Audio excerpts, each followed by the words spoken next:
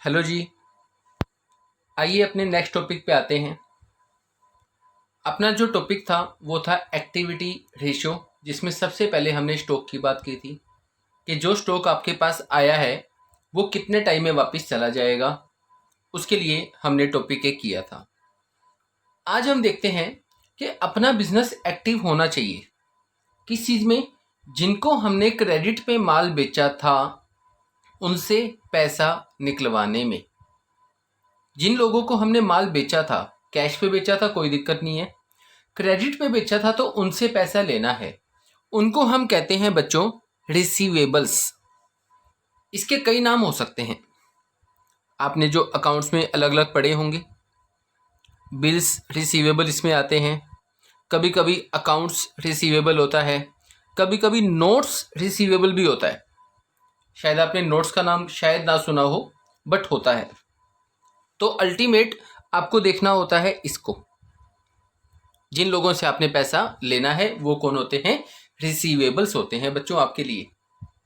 तो हमें इस पॉइंट की हेल्प से ये पता लगाना है कि जिनसे हमने पैसा लेना है हम उनसे कितना जल्दी पैसा निकलवा लेते हैं। इसीलिए इसका एक रेशियो निकाला जाएगा। अब सवाल ये है कि ये क्यों पैदा होते हैं? रिसीवेबल के पैदा होने की वजह क्या होती हैं? इसकी वजह क्रेडिट पे माल बेचना, मीन्स क्रेडिट सेल्स। यहाँ पे ना नेट लिख लो साथ, नेट क्रेडिट सेल मीन्स जो माल आपके पास बिका हुआ वापस आया था वो इसमें से लेस हो जाएगा, नेट बचेगा। डिवाइड में बिल्कुल वैसे ही जैसे आपने स्टॉक में किया था। इन दोनों का मतलब जो साल के स्टार्टिंग में जो बैलेंस था एंड साल के एंड में जो बैलेंस था पैसा लेने का, उसका एक एवरेज आपको यहाँ पे निकालना है। कैसे निकालोगे? बिल्कुल वैसे ही, ओपनिंग प्लस क्लोजिंग बाय में 2। ठीक है जी। तो आइए देखते हैं। सबसे पहले हमें गिवन है यहाँ पे टोटल सेल 2 लाख, इसमें से कैश सेल है 40,000।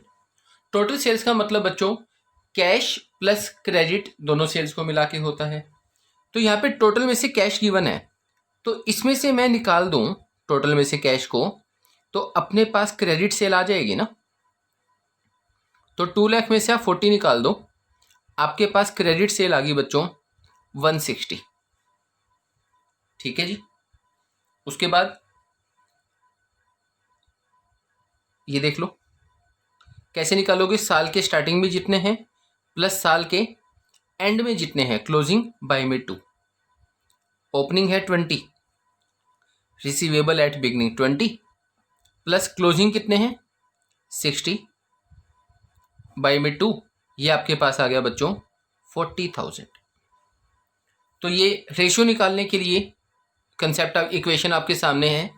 क्रेडिट सेल्स 160 बाय में इन दोनों का मतलब इसका एवरेज आपको निकालना है, तो ये आपके पास आएगा इतना। अब इसमें भी सेम बात, जितना ज़्यादा होगा उतना बढ़िया माना जाएगा। कितना ज़्यादा चाहे कितना भी ज़्यादा हो उससे हमें दिक्कत नहीं है। जैसे आपको याद है आपने लास्ट कंसेप्ट में स्टॉक वाले में उसकी एज निकाली थी, डेज निकालने के लिए यहां भी निकाला जाएगा कलेक्शन टाइम। कैसे निकालना है? साल में कितने दिन है? 365। ठीक है, जितना रेशियो आपके पास आया है तो ये आपके पास आएगा लगभग 91 डेज, 91 पॉइंट समथिंग, 92 डेज मान लो।